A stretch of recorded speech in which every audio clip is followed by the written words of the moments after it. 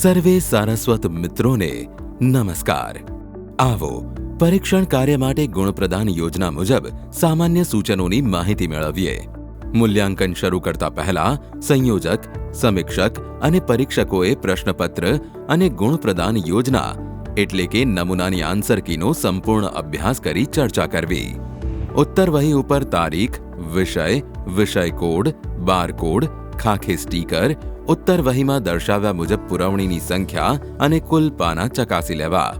Answer key માત્ર માર્ગદર્શક રૂપરેખા જ છે, તેથી પ્રશ્નને અનુરૂપ સાચી હકીકત સ્વીકારી પરીક્ષણ કાર્ય કરવું।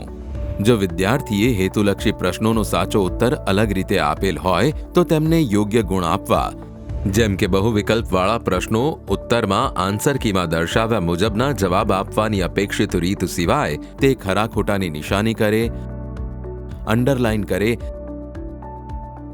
વર્તુળ કરે અથવા વિકલ્પ લખે, જવાબ લખે અથવા બંને લખે તો તેમને જવાબ આપવાનો પ્રયાસ ગણીને મૂલ્યાંકન કરવું।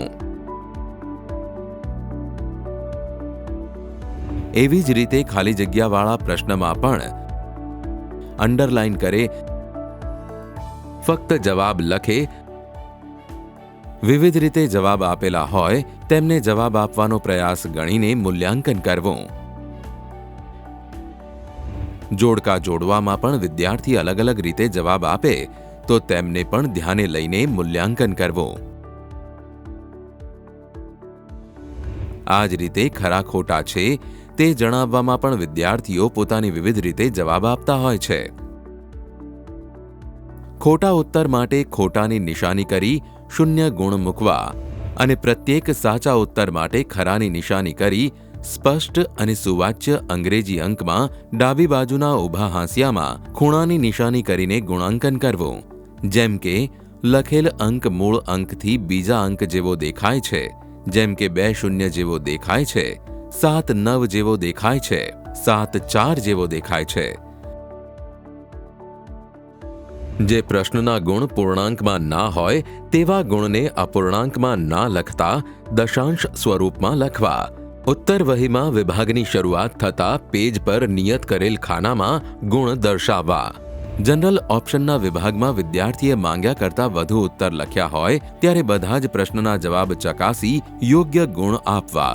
ત્યારબાદ મહત્તમ ગુણ ગણતરીમાં લેવા અને ન્યૂનતમ ગુણ જે ગણતરીમાં લેવાના નથી તેના પર વર્તુળ કરવું।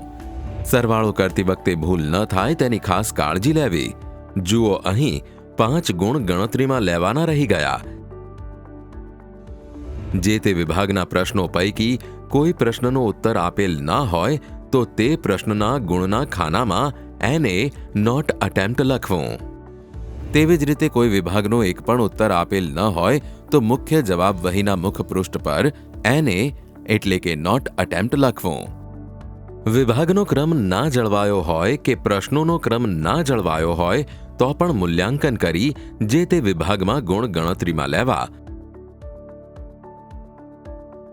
જો ગુણ આપ્યા બાદ સુધારો વધારો કે છેકછાક થાય તો તેની સામે ટૂંકી સહી કરવી। જે તે વિભાગના કુલ ગુણને મુખ્ય જવાબ વહીના મુખ પૃષ્ઠ પર વિભાગના ક્રમ મુજબ દશક, એકમ અને દશાંશના ક્રમમાં કુલ ગુણ દર્શાવવા।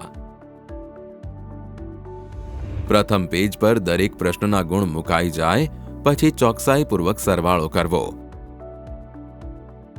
સરવાળો જો અપૂર્ણાંક હોય તો દર્શાવ્યા મુજબ પૂર્ણાંક સંખ્યામાં જ કુલ ગુણ લખવા અને ત્યારબાદ શબ્દોમાં આ રીતે લખવું।